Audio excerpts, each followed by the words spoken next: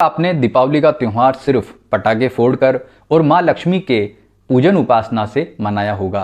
क्या आप जानते हैं दीपावली पंच दिवसात्मक पर्व है जो केवल इस विधि के अनुसार ही नहीं बल्कि अन्य पूजन क्रम के अनुसार भी मनाना चाहिए। अगर आप ऐसा करते हैं तो न केवल आपको आर्थिक लाभ होता है वरन आपके जीवन के अनेक क्षेत्रों में सकारात्मक परिवर्तन होते हैं। तो ये आपको कैसे करना चाहिए, इस जानकारी के लिए यह पूरा वीडियो देखिए।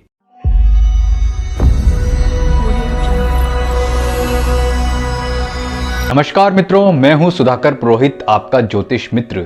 ज्योतिष डिविनेशन में आपका स्वागत है। इस वीडियो में हम बात करेंगे दीपावली के पंच दिवसात्मक पर्व को कैसे मनाना चाहिए जिससे आपको जीवन के सभी क्षेत्रों में भरपूर लाभ हो।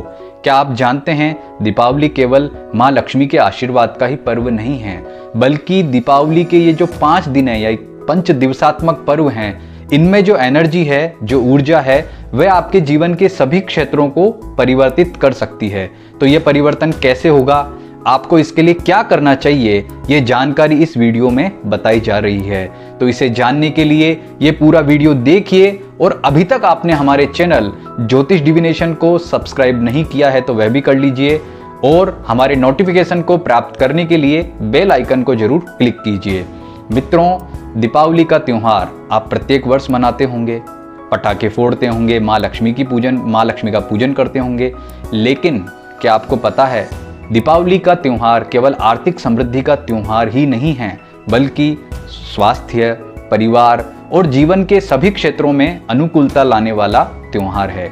यह त्योहार 5 दिन मनाया जाता है। एकमात्र ऐसा त्योहार है जो हम 5 दिन मनाते हैं, इसके अलावा कोई त्योहार इतने दिन नहीं मनाया जाता है। इन 5 दिनों में इतनी ऊर्जा समन्वित है जो हमारे जीवन को परिवर्तित कर सकती है। तो यह परिवर्तन कैसे होगा?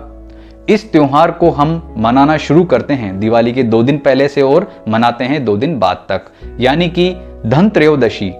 जो त्रयोदशी यानी कि जो 13 तिथि होती है, त्रयोदशी तिथि होती है, उससे इस त्योहार की शुरुआत होती है। और त्योहार की हम शुरुआत करते हैं धन त्रयोदशी के दिन भगवान धन्वंतरी के पूजन से। यह पूजन प्रातःकाल किया जाता है। इस बार धन त्रयोदशी 2 नवंबर मंगलवार की है। फिर 3 नवंबर को रूप चतुर्दशी रहेगी, 4 नवंबर को दीपावली का त्योहार मनाया जाएगा, 5 नवंबर को गोवर्धन पूजा होगी और 6 नवंबर को भाई दूज होगा। इस तरह से ये त्योहार 5 दिन मनाया जाएगा। तो हम शुरुआत कर रहे हैं 2 नवंबर से लेकर और 6 नवंबर तक आपको क्या क्या करना है ये इस वीडियो में बता रहे हैं। तो 2 नवंबर को प्रातःकाल जल्दी उठ करके आपको भगवान धन्वंतरी का पूजन करना है। भगवान धन्वंतरी आयुर्वेद के प्रवर्तक माने जाते हैं। भगवान विष्णु की ही एक अवतार हैं जिनका प्राकट्य समुद्र मंथन के दौरान अमृत कलश लिए हुए हुआ था। समुद्र मंथन का जो मुख्य उद्देश्य था वह धन्वंतरी भगवान के अवतरित होते ही पूर्ण हो गया था, क्योंकि यह मंथन अमृत के लिए ही हुआ था। और जब अमृत लिए भगवान धन्वंतरी प्रकट हुए तो सभी देवता और दानव बड़े खुश हुए और भगवान विष्णु, भगवान शिव, ब्रह्मा जी भी बहुत खुश हुए कि चलिए समुद्र मंथन का जो मकसद था, जो उद्देश्य था, वह पूर्ण हो गया।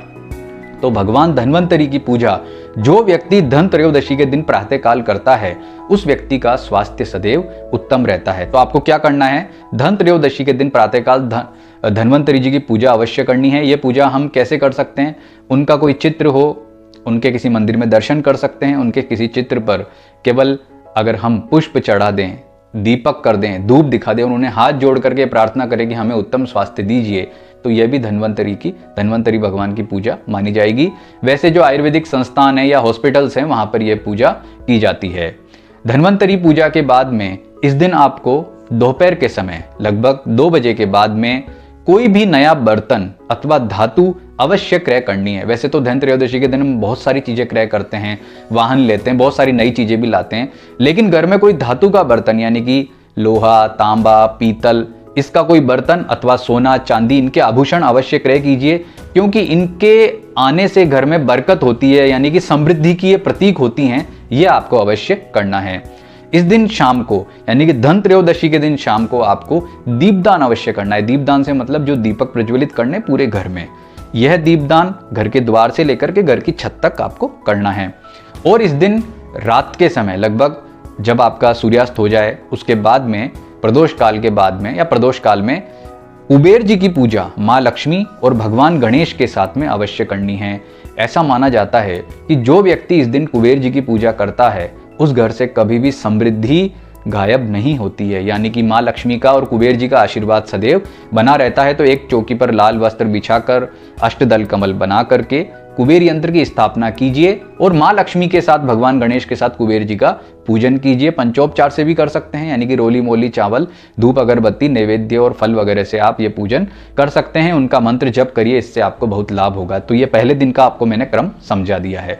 दूसरे दिन रूप चतुर्दशी और नरक चतुर्दशी कहलाती है, यानी कि 3 नवंबर को आपको प्रातःकाल सूर्योदय से पहले उठना है और उठते ही सबसे पहले आपको क्या करना है, अपने पूरे शरीर पर तिल के तेल से मालिश करनी है। माना जाता है कि इस दिन तेल में लक्ष्मी जी का वास होता है और जल में गंगा जी का वास होता है। तो आप जो तेल है उसकी मालिश कीजिए और मालिश करने के बाद में आपको स्नान करना है, यानी कि और आप उपटन वगैरह भी लगाना चाहते हैं, यानी कि अगर आज की भाषा में कहें तो मेकअप संबंधी जो जितने भी सामान होते हैं उसका प्रयोग आप करना चाहते हैं तो रूप चतुर्दशी को कीजिए। सजने संवरने के लिए जो भी प्रयास होता है, त्वचा को सुंदर बनाने के लिए जो भी प्रयास होता है, वह इस दिन प्रातःकाल सूर्योदय से पहले करना चाहिए। और स्नान करने के पश्चात भगवान विष्णु के निमित्त एक दीपदान यानी कि दीपक प्रज्वलित आपको करना है। नरक चतुर्दशी जो इस दिन मनाई जाती है, यह नरकासुर के वध के प्रसन्नता में मनाई जाती है। भगवान श्री कृष्ण ने नरकासुर के जो उसका कारागार था, उसकी जो जेल थी, उसमें 16,100 स्त्रियां उसने जो है उसमें बंद कर रखी थी, उन्हें आज़ाद करवाया था, स्वतंत्र करवाया था। इसलिए इस दिन नरक के भय से मुक्ति के लिए और नरकासुर के प्रतीकात्मक रूप में कि नरकासुर का भगवान श्री कृष्ण ने अंत किया था, तो इस रूप में नरक चतुर्दशी मनाते हैं। वह कैसे मनाते हैं, अपने घर से कुछ दूरी पर आप जाइए, लौकी अथवा जे कायत नाम का जो फल होता है वह अपने सिर से उसारिए और दक्षिण दिशा की तरफ फेंक करके अपने घर आ जाइए बिना पीछे मुड़े। तो ऐसा माना जाता है कि ऐसा करने से नरक का भय समाप्त हो जाता है। दक्षिण भारत में इस दिन कारिट नाम का एक कड़वा फल होता है, उसको घर के द्वार पर ले जा करके नीचे रख करके पैरों से कुचला जाता है और फेंक दिया जाता है। ऐसा मानते हैं कि उससे भी नरक का भय समाप्त हो जाता है और नरकासुर के प्रतीक रूप में ऐसा किया जाता है। तो ऐसा करने के साथ ही भगवान श्री कृष्ण के प्रति एक पूजन भी आपको अवश्य करना है। यह करने के बाद में इस दिन दक्षिण दिशा की तरफ देखते हुए यम तर्पण अवश्य करें। कहते हैं कि जो व्यक्ति नरक चतुर्दशी के दिन यम तर्पण करता है, यम तर्पण का मतलब यमराज को याद करते हुए दक्षिण दिशा की तरफ दाएं हाथ में जल लेकर के और तर्पण आपको करना है। यह तर्पण करने से व्यक्ति का नरक का भय समाप्त हो जाता है, उसे लंबी आयु मिलती है।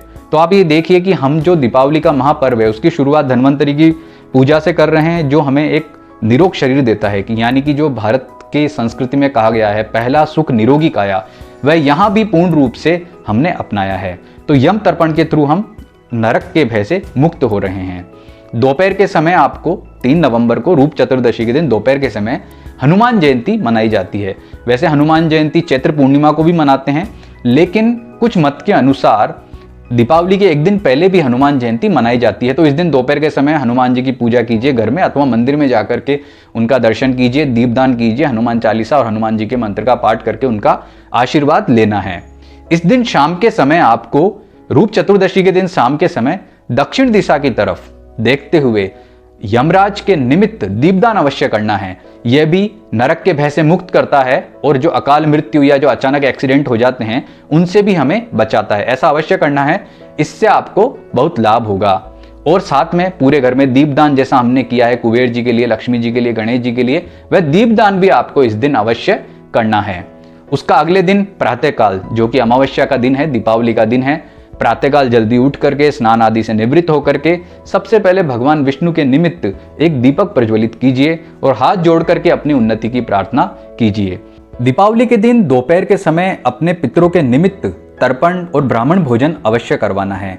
साथ ही इस दिन जो पितृगायत्री मंत्र है उसका पाठ करें और संभव हो तो श्रीमद् भगवद गीता के 7वें अध्याय का पाठ अवश्य करें। इससे आपके पितरों को शांति मिलेगी। आप अगर पितृदोष से पीड़ित हैं तो आपको विशेष लाभ भी होगा। दीपावली के दिन अगर आपके व्यावसायिक परिसर में दोपहर के समय आप शुभ चौगड़िया देख करके लक्ष्मी पूजन कर सकते हैं। और सायंकाल प्रदोष के बाद में, प्रदोष काल में अथवा वृषभ लगन में अथवा रात्रि में सिंह लगन में माँ लक्ष्मी का पूजन पूरे हृदय से आपको करना है। हृदय से आपको माँ लक्ष्मी का स्वागत करना है।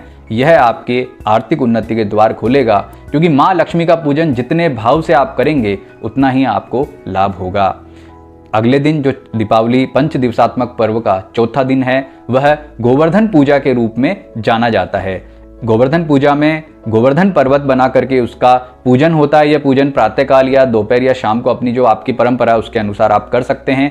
साथ ही भगवान श्री कृष्ण की पूजा होती है और उन्हें हम अन्नकूट का जो प्रसाद है वह बनाकर चढ़ाते हैं। उनका पूजन करके यह प्रसाद चढ़ाया जाता है, जिससे भगवान श्री कृष्ण का आशीर्वाद हमें प्राप्त हो। इसके अतिरिक्त इस दिन शाम के समय राजा बलि और जो वामन अवतार है भगवान विष्णु का, उसका पूजन किया जाता है। कारण कि राजा बलि जो हैं उन्हें माँ लक्ष्मी ने आशीर्वाद दिया था कि दीपावली से एक दिन पहले और एक दिन बाद, ये जो 3 दिन रहेंगे उसमें संपूर्ण ब्रह्मांड और पृथ्वी पर आपका राज रहेगा, और जो आपकी पूजा करेगा उसके घर में मैं सदैव विद्यमान रहूंगी। इसलिए जो व्यक्ति इस दिन शाम के समय, जो राजा बलि हैं जो दैत्य राज थे वे, लेकिन बहुत उन्होंने पुण्य किया था, इसलिए उनका पूजन हम करते हैं। तो यह पूजन आपको अवश्य करना है।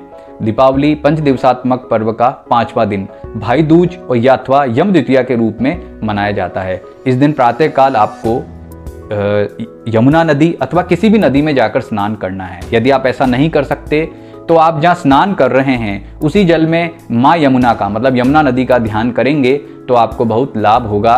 और दोपहर के समय में अपने बहन के घर जाकर के टीका निकलवा करके आपको भोजन करना है, और अपने जो बहन है उसे आप उपहार प्रदान कीजिए। इससे भाई बहन का प्रेम तो बढ़ता ही है, साथ में जो नरक का भय या आकस्मिक दुर्घटना का भय है वह भी समाप्त होता है, क्योंकि यह त्यौहार यम और यमी यानी कि जो यमराज है और उनकी जो बहन है यमुना, उसके प्रेम के प्रतीकात्मक रूप में हम मनाते हैं। इस दिन दोपहर के समय जो कायस्थ जाति के लोग हैं वे अपने जो प्रवर्तक हैं, उनके जो आद्य पुरुष हैं जिनसे उनके कुल की उत्पत्ति हुई थी, उनकी पूजा के रूप में यह त्यौहार मनाया जाता है। तो दोपहर के समय जो कायस्थ जाति के लोग हैं उन्हें अपने चित्रगुप्त पूजन करना है। चित्रगुप्त जो हैं उनके दोपहर के समय ये पूजन करने से उनको विशेष लाभ होता है। और इसके अतिरिक्त इस दिन विश्वकर्मा दिवस भी मनाया जाता है, तो विश्वकर्मा जी की पूजा उपासना भी इस दिन की जाती है। तो ऐसे दीपावली के जो ये पंच दिवसात्मक पर्व के मैंने आपको अलग अलग जो है पूजन क्रम बताया है, ऐसा अगर आप करते हैं तो आपको अपने सामान्य जीवन के स्वास्थ्य से लेकर के आर्थिक समृद्धि से लेकर के पारिवारिक सुख से लेकर के तमाम तरह के जो भी लाभ है वह प्राप्त होते हैं। तो इस वीडियो में बताए गए अनुसार इस त्यौहार को आप मनाइए, आपको निश्चित रूप से विशेष लाभ होगा। नमस्कार।